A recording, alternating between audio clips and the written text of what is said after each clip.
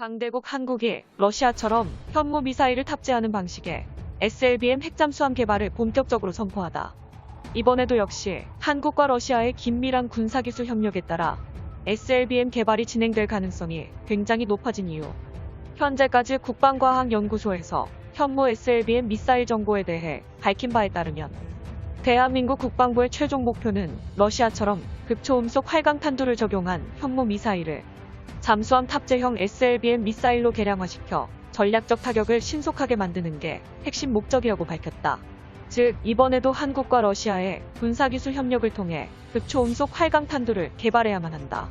과거 러시아는 한국과 군사기술 협력을 통해 천국 미사일을 개발한 전력이 있고, 최근에는 러시아산 초음속 미사일인 야혼트의 기술을 이전받아 한국형 초음속 대함 미사일을 개발했다.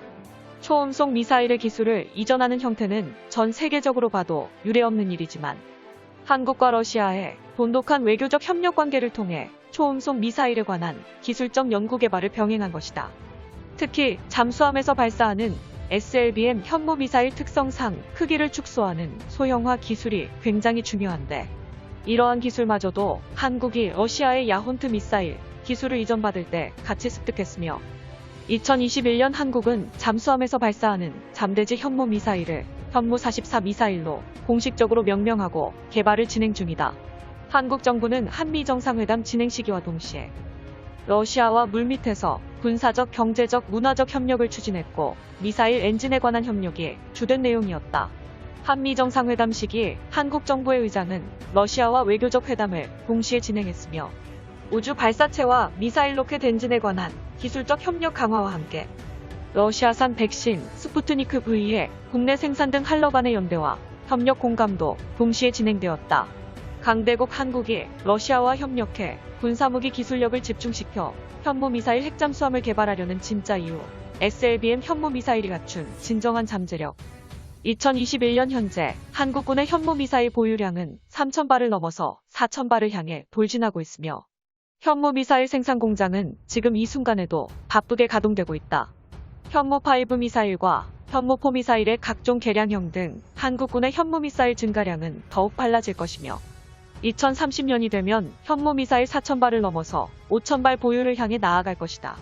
이러한 과정에서 국방부는 다양한 형식의 현무 미사일 발사 플랫폼을 갖추려 하고 있고, 그 중에서도 미사일 발사대의 최상급이라 불리는 잠수함 발사형 현무 미사일에 극초음속 활강탄두를 결합하는 방식을 채택했다. 머지않은 미래 한국은 한민족의 영원한 주적인 일본과 중국을 24시간 겨냥할 새로운 대전략 신무기를 바다 깊숙한 곳에 배치할 것이다. 잠수함 발사탄도 미사일을 탑재하는 특정한 종류의 핵추진 잠수함을 SSBN이라고 부르며, 핵잠수함에서 발사하는 현무 미사일을 현무 44 미사일 또는 SLBM 현무 미사일이라고 명명했다. SLBM 미사일은 지상에서 발사하는 ICBM과 기본적인 기술력은 공유하나, 잠수함이라는 미사일 플랫폼의 특성상 목표를 타격할 때 공산오차가 더 넓고, 잠수함의 크기 때문에 지상 발사형 미사일과 비교하면 비교적 탄두가 소형화돼버리는 단점이 존재하지만, 한국군은 이러한 SLBM 현무 미사일의 단점을 상쇄시키고 파괴력을 최대치로 증대시키기 위해 마하 10 이상의 출력을 갖춘 극초음속 활강탄두를 러시아와 협력하여 개발한 후 SLBM 현무 미사일에 적용할 것이다. 지상 발사 미사일과는 다르게 SLBM 핵잠수함은 잠수 중에 미사일을 발사하기 때문에, 현무 미사일은 방수를 위한 뚜껑이 달린 잠수함 발사관에 위치해 있다가 발사 시엔 발사관 뚜껑을 열고 압축 공기에 의해 수면 위로 밀려 나오게 되며, 이후에 엔진을 점화해 목표물로 날아가게 된다.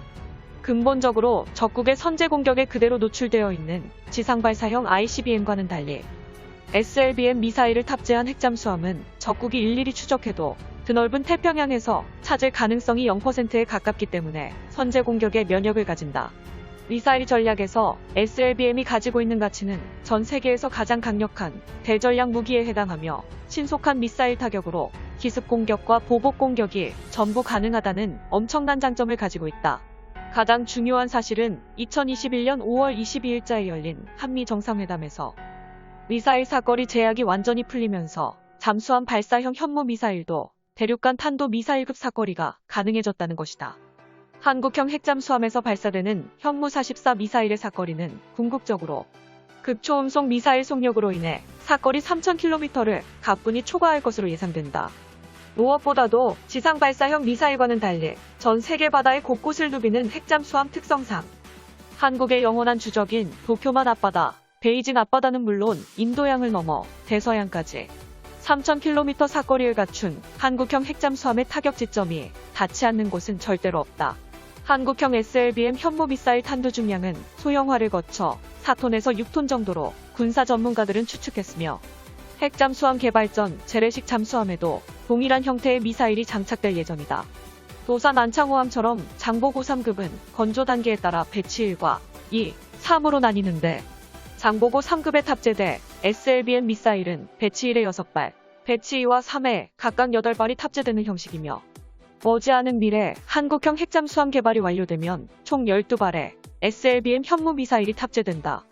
SLBM 미사일을 탑재한 핵잠수함이 항구를 벗어나서 임무를 수행하기 시작하면 적국 측에서는 한국군의 핵잠수함을 절대로 탐지하지 못한다.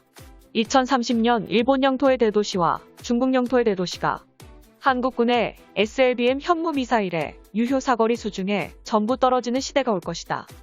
현무 SLBM 미사일은 양방향 데이터 링크를 새롭게 구축하여 독자적인 전략을 추구할 수 있고 한국산 최첨단 무기 기술로 새롭게 등장한 미사일 가시광 센서는 다중모드 탐색기로 이용되며 날개 형상을 비롯해 전체적으로 스텔스 형상과 저피탐 설계도 적용될 것이다. 가시광 센서 덕분에 표적에 대한 인식률도 비약적으로 상승하고 재밍에 대한 대응 능력도 향상될 것으로 기대된다. 또한 극초음속 탄두의 둔감 장약을 적용하여 방공 요격 미사일의 근접 폭발 방식도 완벽히 무시하고 목표물을 타격한다. 4톤에 달하는 탄두 중량의 확산탄을 장착해 파괴력을 상승시키는 방안을 검토 중이다. 2020년부터 한국은 도산한 창호급 잠수함을 응용한 SLBM 미사일 발사 시험이 현재까지 진행 중이며 한국형 SLBM 탄도 미사일 발사 체계는 놀라운 속도로 전진하고 있다. 잠수함 수중 발사를 위한 콜드런치 기술은 이미 천공 중거리 지대공 미사일 개발을 통해 확보한 상태이므로 개발 자체에 큰 문제는 없을 전망이다. 대신 순항미사일 탑재, 운용을 전제로 제작되었던 기존 도산 안창호급 잠수함의 수직 발사 장치 재원을 수정, 개조하는 과제가 요구될 듯하다. 2021년 올해 말까지 직접적인 잠수함 시험 발사를 포함해 원자로 개발까지 모든 게 계획되어 있다. 이 정도의 성과는 SLBM 미사일 개발이 불가능한 전범국 일본을 따위로 만들어버리는 세계 최강 대전략 무기를 한국이 독자적으로 보유한다는 뜻이 된다. SLBM은 전 세계 최강의 전략 무기로 미국과 러시아 정도의 미사일 요격 기술을 보유하지 않는 한 잠수함에서 기습 발사한 미사일을 막을 수 있는 국가는 사실상 존재하지 않는다.